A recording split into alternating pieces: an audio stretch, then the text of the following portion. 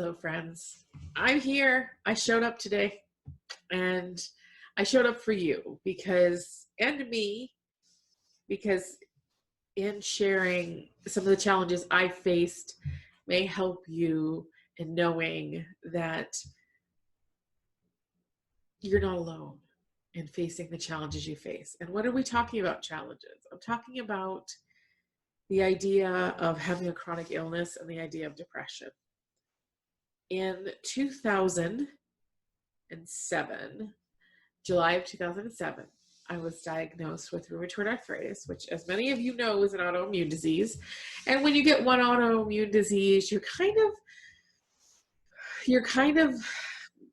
you're susceptible to getting more than just one. It's like almost like, what package deal are you getting with the autoimmune range of illnesses? And I am flippant because I have been through just about everything, and I find that I've earned my flippancy. But it is no laughing matter. For those of you who have just been diagnosed or recently have been diagnosed, my heart goes out to you.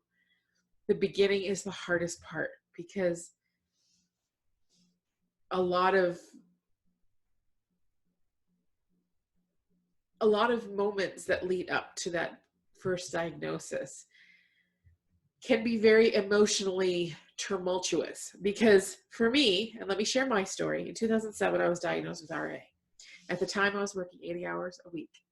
I was running from the feelings I had at leaving my ex-husband and my stepchildren. There was a lot of shame, a lot of guilt, a lot of anger. There were so many emotions, and it hurt so much to be in any of them. I did everything I possibly could to escape them. And that led to overworking. Overworking is my MO. It is addictive. There is an addiction to working, because that's how I cope. That's how I used to cope with just about everything. I worked harder. I worked more hours. I worked more jobs. I had 2 jobs almost my whole life, and until I was diagnosed. And I worked my ass off. There wasn't one day I didn't work. And when I wasn't working at a job that paid me by a paycheck, I was working for my father, helping him build houses, barns, etc., because of money he had lent me. So I was working for him to pay my debt off. So at any given time in a day, I was working. That doesn't leave a lot of time for rest. It doesn't leave a lot of time for being present, because I was just looking, oh, what do I have to do next? Where do I go next? What job do I do next? And at the time when I was diagnosed, I was working as a manager for a retail company, and I was working in excess of 80 hours a week, hardly sleeping at all, sleeping for maybe 6 hours, getting back up again, going back out, working, continually working, and just working my ass off. So in the beginning of January, June, I began to have issues like feeling of excess pain. I couldn't stand for very long. I had huge pain in my arms. I had just pain everywhere. And I'm sorry, I have to adjust my sling. Most of you know I just had a joint replacement in result of the RA. So I had to adjust the sling because it's my shoulder, so it was kind of choking me. Anyways, back to what's what. And so I decided to take a medical leave because I thought, oh, I just need to rest. I haven't rested enough. I haven't been resting. So lo and behold, I got a medical leave from work. I rested. I soon found out that the pain didn't go away. It wasn't getting any better. I wasn't feeling any better. So I went to an urgent care clinic, which they weren't going to see me because it was chronic pain. But they saw me anyways, and the doctor took my blood, and I was diagnosed with rheumatoid arthritis. My RA factor and my inflammation was so high that it was off the chart and unreadable. All it read was the last number it could read, and then it read high. That was it. There was they couldn't measure it because it was so far past. So I was like, oh, okay. And with the way the medical system is, I had a lot of hoops to jump through to get to a rheumatologist. And I did. And bless him for trying to keep, for trying to get to the bottom of managing my pain. But he was a very old school doctor, and old school doctors don't always see understand that the rheumatoid arthritis of 20, 30 years ago is not going to be the same as it is today. Not with all of the new advancements, not with all of the new studies they've done to find out the types. There's different types of RA because, it's not just one. There's different types of it.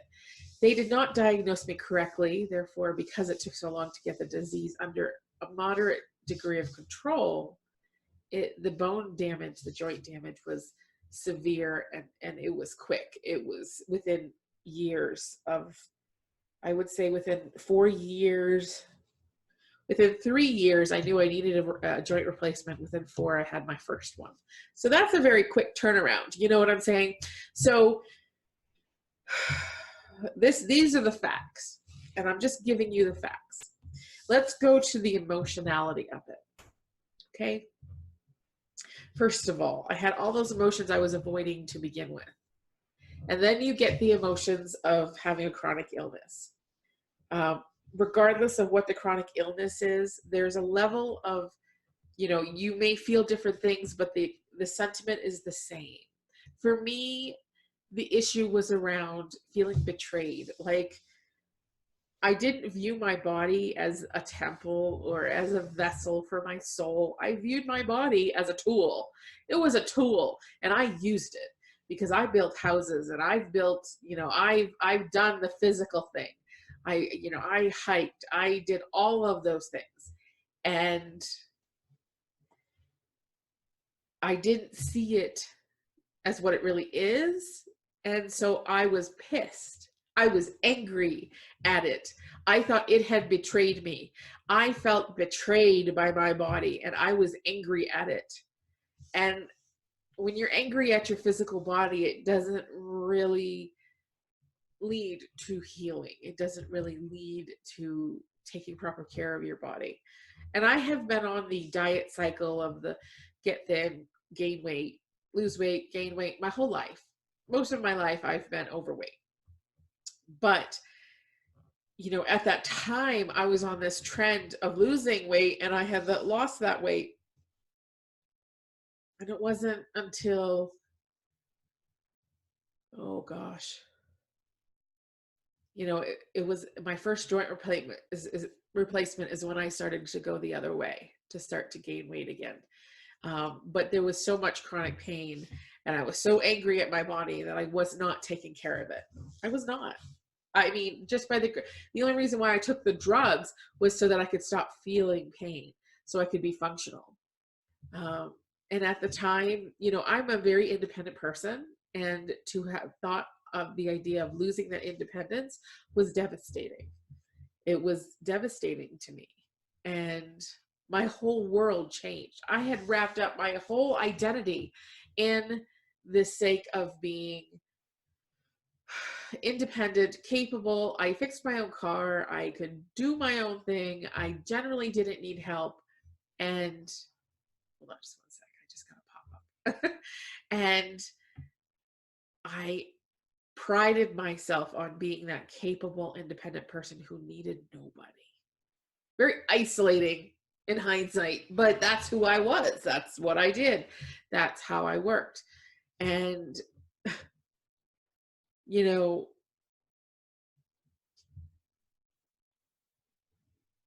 to have had all of that taken away from me in one diagnosis, so to speak, in one moment was, I didn't know if I could come out of it.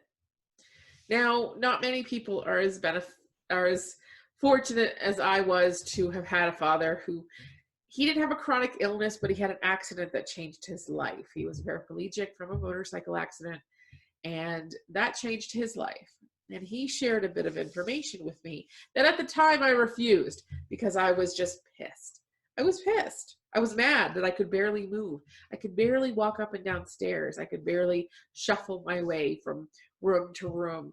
I was hurting and I was mad and I was all sorts of scared and afraid.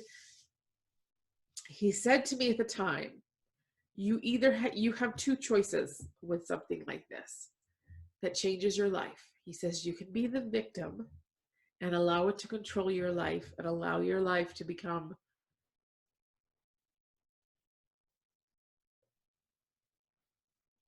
or the success of your life, or your life to be controlled by how much people take care of you, or you become the victor and restructure your life in a new way. At the time, I was just like, fuck you, Dad. I just want to lay here. It was true. I'm being completely honest. Straight T, people. I am just, that is how I felt at the time. I was just like, you don't understand. You don't know how I feel. You don't feel the pain I feel. You don't get it. You know, I'm already trying to fit my way back into the fray of having lived in Canada for 5 years and then moving back, and everything has changed. And yeah. And then one of my family had made the point, oh, we understand that you're probably going to need to be taken care of the rest of your life. And so we understand you'll probably end up living with us for the rest of your life. And let me tell you something. When somebody tells you that, and you're a person who's as independently minded as I am, you will do everything in your power to not make that happen. Within a month, like I think within a month and a half or 2 months after that statement was said to me, I moved out. Because I was like, oh, hell no. In some ways it served me, in other ways it didn't, but in that way it did serve me, because it was like, find a job, find a job, find your independence again. And I did find my independence. It was very rough because I actually had to learn how to ask people for help. That was very hard for me. It was very hard because I'm not that person who easily asks people for help. But I have also learned I need to ask people for help, especially having orthopedic surgeries. So I digress. One of the things, it led me down a path also of self-destruction, because not only was I now had a new diagnosis of RA, I had chronic pain, a chronic illness. I was in the age where you begin to settle down. You want to date again. You want to do those things. It totally gave me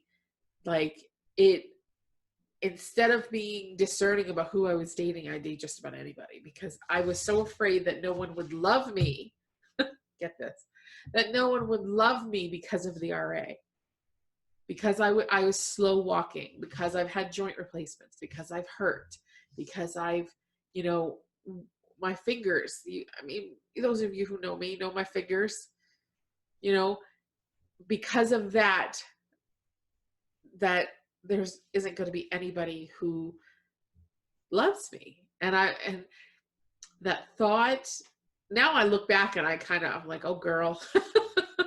But at the same time, that's what was in my mind at the time. That was the thing in my mind, was like, oh my gosh, no one's ever going to love a cripple, or no one's ever going to love anyone with the physical manifestations of a disease. Who's going to want that? And then that led me to be very emotionally bankrupt, because allowing people to date me and allowing people to take from me what is sacred, my time, my energy, my body. And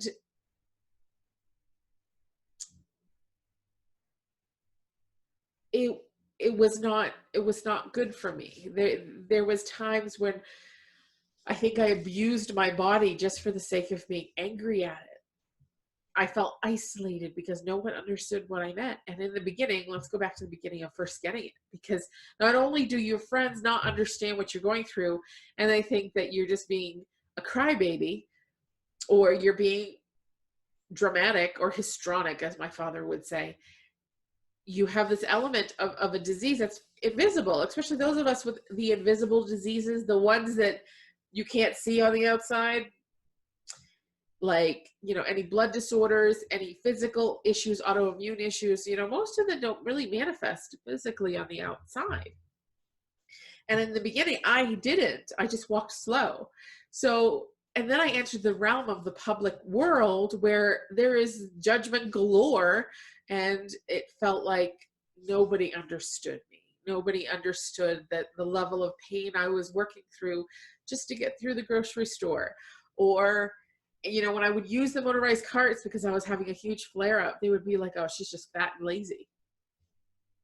The shame, the guilt, the idea that I wasn't of worth in society, that I wasn't of worth to my friends or to people who I thought were my friends, that was a slippery slope to, of depression. And I think that, when people are now, and remember this, in the beginning, when I first diagnosed, I had no health insurance. And we all know how much these high meds cost. So there was another element of that too, is, oh my gosh, how am I going to pay for this? How? There's programs out there, believe me. I was lucky that my doctor's nurse was very resourceful in finding ways to help me get my drugs paid for. I was so thankful. So freaking thankful. There's programs out there. There's places that will help you. The drug companies themselves will help you. So please don't ever feel that you're stuck. So it's understandable where the depression comes from. Now, for me, with my chronic illness, there was mental health issues before that. I wasn't paying attention to my emotional well-being. The emotional reason for a chronic illness is, for rheumatoid arthritis, is high criticism, self-criticism. And I'm telling you, no one could criticize me or make fun of myself the way that I did at that time, and even before. So I was priming my emotional being already. I was already primed for depression. And then you take those moments where, I wasn't able to do the things I love to do. I wasn't able to go hiking. I had to give my dog away because I couldn't walk my dog, who was lead strong. Even if she was trained, she was still lead strong. She just would get excited. She was a beautiful dog. So there was so much that had primed me for the depression that came with a mental illness. And I think that the way that we treat mental illness today, or chronic illness, let me go back. The way that we treat chronic illness is, whenever a new diagnosis is given, I wish that the doctors would encourage them to go start seeing a counselor, to talk about it, to process it, or to find resources, to have resources to talk about it. There weren't many when I couldn't find any, but then again, I didn't know where to look. In the beginning, I had to process everything, and not only process the fact that I had a chronic illness, that my life was never going to be the same. I had to process all those emotions I was refusing to process before. So it was like a double whammy, and it really threw me off my game. Over time, for me, my chronic illness led to my kind of my journey here, and my journey into healing, my journey into my own path. And for those of you who are just starting, I'm sorry. I'm so sorry. And I promise I'll try not to cry. I feel your pain. I was there. But I'm telling you, your hopelessness is not warranted. You feel it. I validate you feeling helpless. I validate you feeling what you feel. However, there is hope. You will get to the other side of this point. I promise. You will get to the other side. I'm going to pause here for a second, guys.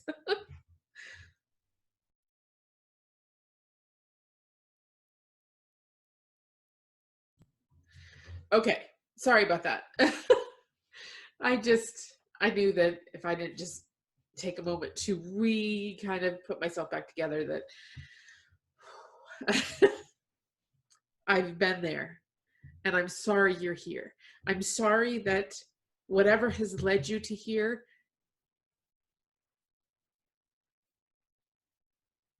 manifested as what you're going through. I validate all of your feelings. I validate the feeling of being of everything, of being angry at yourself, your body, the world, your parents, your friends. I validate all of that. I validate the feeling of being isolated, that no one understands. I validate your feelings on that, because those feelings are real. But I will tell you that there are people who will hear you, who will listen, who will help you.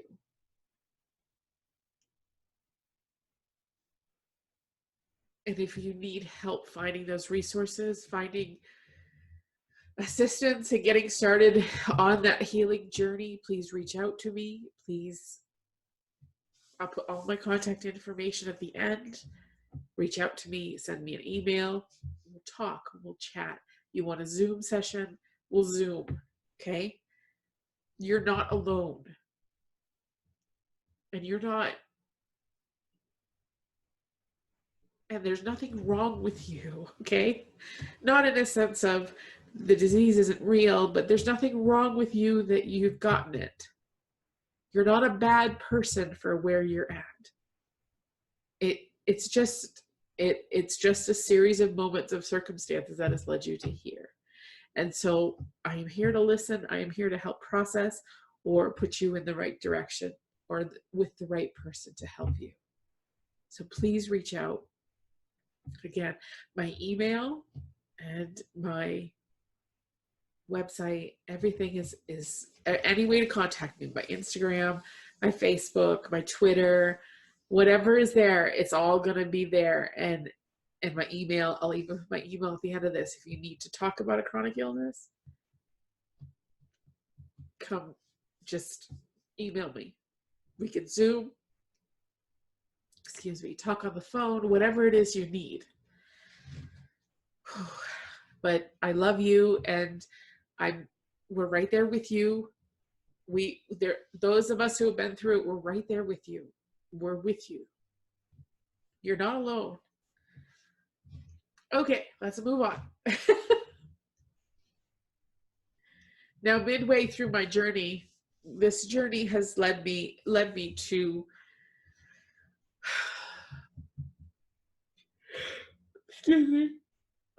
explore alternate ways of healing.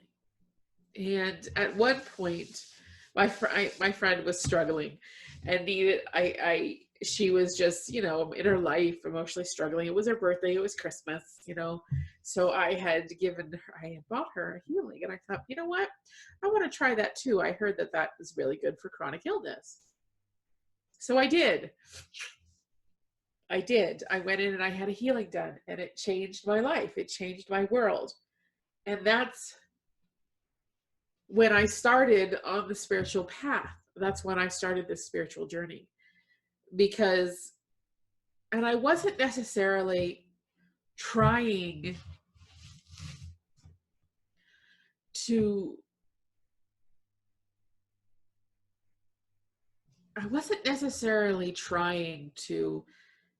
heal my physical disease, because I really hadn't accepted it at that point. I hadn't accepted its place in my life.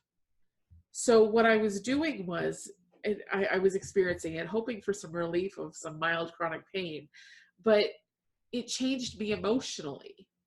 It helped me heal some things emotionally about myself, about who I was. Hold on just one sec. Okay, sorry about that. I had to blow my nose. um, so that was the start of the midpoint of my journey, when I was doing more emotional healing than physical. The physical was what it was. I didn't really accept that the RA or the chronic illness was part of my life. So there was still this underlying depression that I was feeling and that I was coping with. Now, do I think all of us with a chronic illness needs to go out and have a healing? Well, sure, why not? Do I feel that it'll start your spiritual journey? No, may not be, but it may be an avenue or something for you to use in order to feel better. It just, for me, that's what started, and that was the catalyst that started my journey. As I began to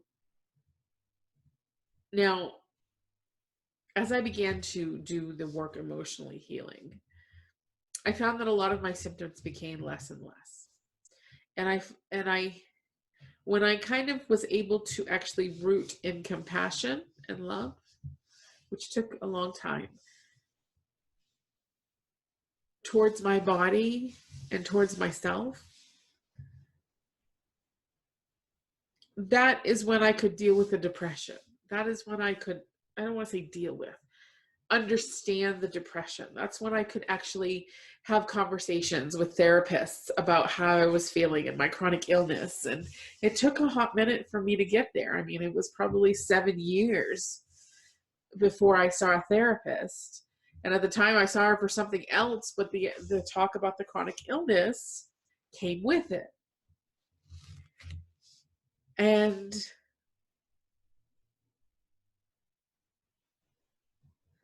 I slowly had begun to understand and accept the depression as part of my life, as part of who I was. Not that it was an excuse, but there were days I would have a temper tantrum in the morning getting dressed so badly because I wasn't able, because like my fingers wouldn't work. I couldn't do the buttons. I couldn't do the zipper. It was hard.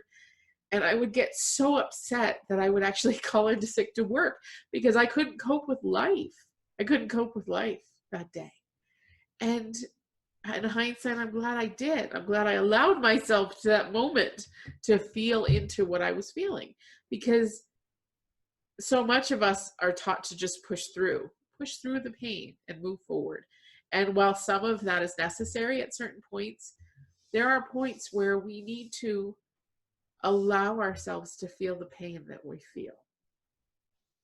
And I kind of know that this is all over the map, but that's the way it works. It's all over the map. Oh gosh, in 2015, I did the Hail Mary across the US and moved across to the other side of the country. To be honest, my father had passed away. He had released me from feeling responsible for his well-being. I personally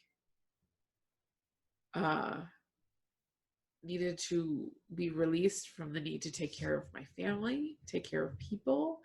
So I knew I needed to actually physically move. Some people don't. I did.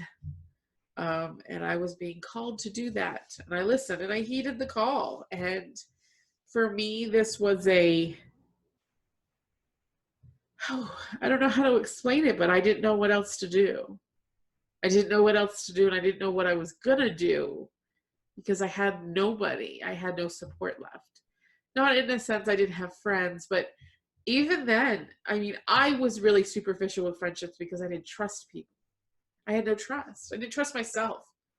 But I trusted the universe enough to hear what it had to say and to send me to here. So I showed up. And this was the part of my healing journey where I think I switched from surviving to wanting to heal the RA itself, because most chronic illnesses can be healed or put in remission. But it takes a lot of our inner work to get us there. And for me, I just wanted to, I wanted to feel better. I wanted to heal the rest of what contributed emotionally to my depression, to my chronic illness, and to really start to thrive versus survive. Now, it's 2019. I've had this chronic illness for 12 years. Most people,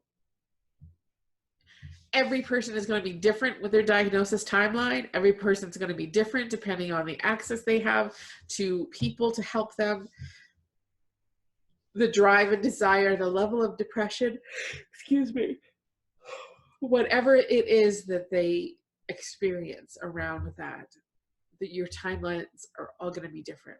Just know that wherever you're at is where you need to be. Living in Sedona, this one of the spiritual meccas of the US, when you live here, Sedona itself, the energy of Sedona, she embraces you or she doesn't. And when she embraces you, there are huge things. You better be ready to grow. You better not resist so much of what it is that you need to do. The more you resist, the harder your time here is. And for me at the time, I was like, yeah, let's grow. And it was all surface stuff. And a lot of the stuff needed to happen to get out of my way. And I needed to meet a few people along my way. That year that I moved here, I had met one of my deepest friends, and we walk our path together, no matter how our path is different, and we share with each other our path so that we can reflect and we can learn and we can love each other through this journey, because we all need an ally. We all need someone in our life that understands us to an entirety. And that's what he is for me. And he's opening my eyes up to about the queer and the gay community and about transgender and being trauma informed. I mean, he's definitely opened my eyes up in so many ways. And that's been so invaluable to me, that my understanding is so broad and deeper than I ever would have just being an ally of that community. I mean, I've been an ally, but I really didn't know what that meant. I knew what it meant, but like how deep I could go into being that for them and what I need to do in order to change my world, to support their world, to support them having equality, for them having equitable lives, because it's not for them. And especially people that are non-white, so to speak. So I'm understanding more.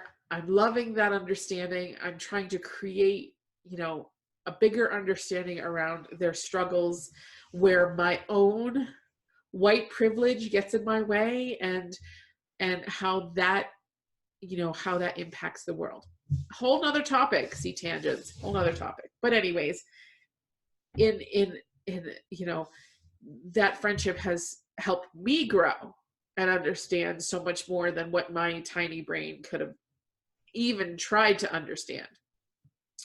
So, and along the way, and in creating those friendships, I have that true undying support. But had I not gone through all that I went through prior to that, dealing with the codependency issue, dealing with the idea that I'm creating codependent relationships or that I have them, it was after understanding and working to release it, when I moved out here, I had the platform. I was able to create friendships that were not codependent, friendships that were more mutually loving and supporting, and that were what I needed in order to support my own growth and healing within the chronic illness. I won't lie, and I won't say it's easy. As far as, once I got here, it was all fixed. No, it wasn't. I still had to struggle. I still had to work through that. And in the beginning, I wasn't in therapy, but I was working through my own kind of way about things. And I explored a lot of new things that I never thought I'd do. I wrote a book. Hello? And that's just the beginning of that process. I'm learning, I'm growing as an author. I have better understanding, and every time I write, I get better.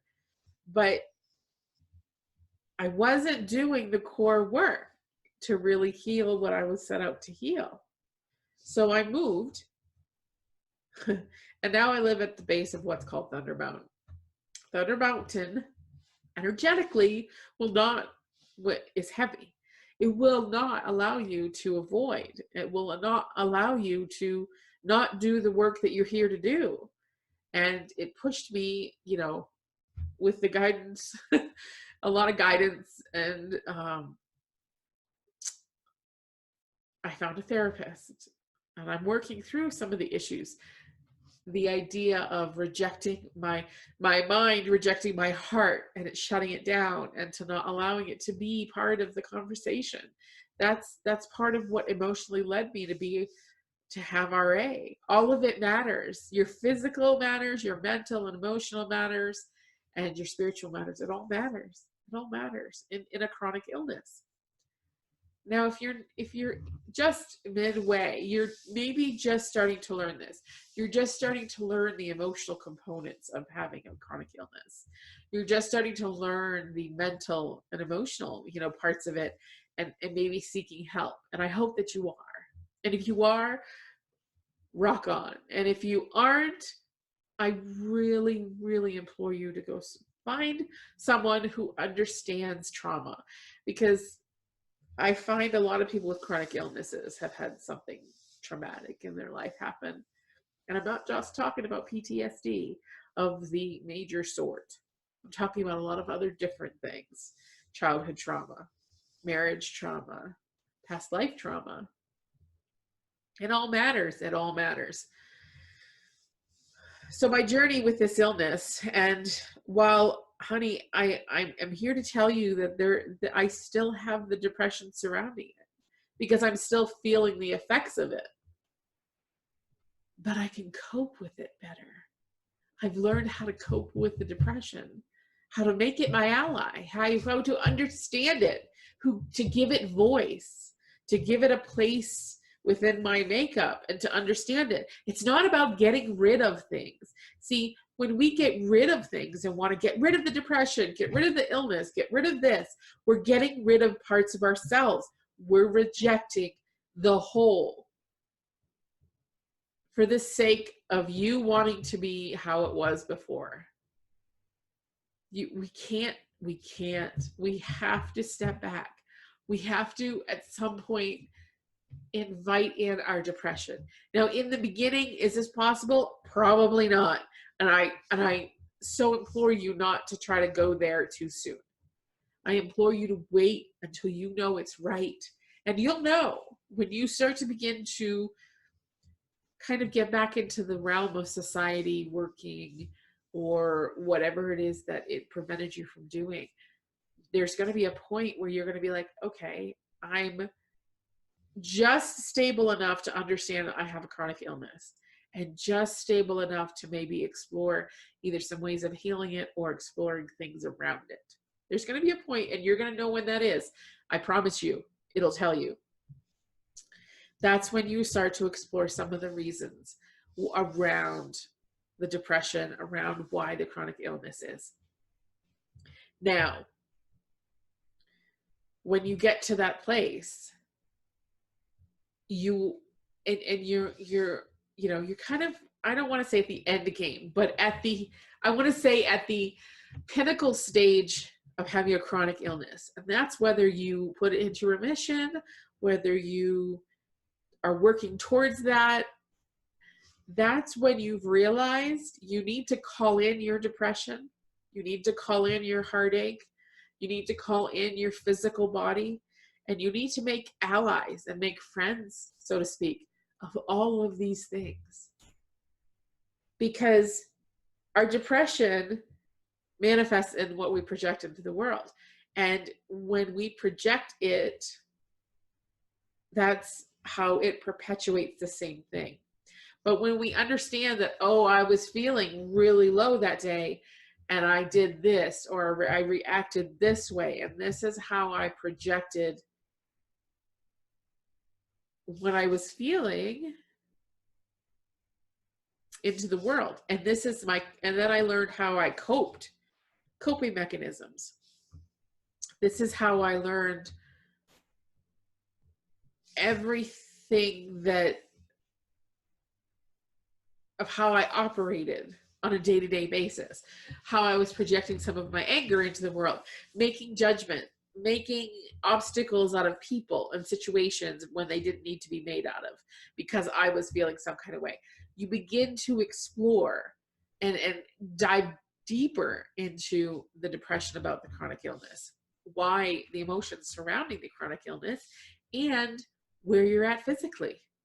Right now in my journey, I am at the physical stage of, I have my last blood work showed that I was not detectable, meaning the RA does not show up my blood work. So whatever they call it, because I've worked with a team of healers, my therapist, my massage therapist, in order to heal the RA out of my life. I still have the ramifications of having that illness, i.e. bone damage, i.e. joint damage. But the disease itself is not there. It's not there, which is fucking amazing. But that is because I've made friends with it. That is because I've embraced it into my life. I saw it as the catalyst of what it was to bring me to where I am now. I've thanked it. I've appreciated it. And I don't need it anymore to be the catalyst to push me forward into my dreams and my goals. So I decided it was time to let it go, to release it. I didn't need it anymore. And so I've been working to heal it, to eradicate it from my being, thanking it lovingly, kindly. And now in my journey, because the journey is ever continuing, because I don't ever want to call it back, I am trying to make peace with my physical body. I've made peace with the head and the heart, and my emotional and my mental. They have become, whether tentative or, begrudging allies, they are allies. And now they need to make peace with my physical being. And that's all of it. That's the weight, the deformities, that's the artificial joints, that's the everything, the slowness, the whatever it is it has. And that's my next step in dealing with the depression and dealing with myself as a whole being. I know that there are some of you that are at this point in your journey, and you don't need me to tell you to go seek help, because you've sought the help and you're there. And I'm so proud of you. I'm so proud of each and every one of you, of where you're at in your journey, whether you're just beginning, whether you're in that long stretch in between the beginning and the healing part, wherever you're at in that spectrum of your journey, I'm proud of you for showing up today, for wanting something different and better for yourself, because that's the first step. And if I can be of any help or any assistance, please contact me. Again, I'm leaving my contacts at the end of this video so that you guys can reach out to me. I implore you to reach out to me, because facing the chronic illness on your own is not, it's not easy. And regardless of the chronic illness, I understand. I get it. It's a process. And there's a whole process of rejection. It's like we reject it, meaning we're contracting, and we're like, no, and we're rejecting, we're contracting hard, and we're just really tight, and our heart is really closed. And then as slowly as you go through your journey, your heart will begin to expand. I promise. If I can help direct you, give you just a moment of hearing how you're feeling and not having any judgment or having any, I won't, I won't get, there isn't a, you just need to get it out and not get advice. Just reach out to me, send me an email, just vomit it all on an email. Or if you need to do it over the phone or through Zoom, I'm here. I'm your girl. I'll help find you the help, whatever it is you may need. But don't underestimate the power of your own resources. You know what you need exactly. You can find it. You will find it. I guarantee that. And you will heal. And you will regain life again. You will. I guarantee that too. Just stay strong. Or don't stay strong. Fall apart.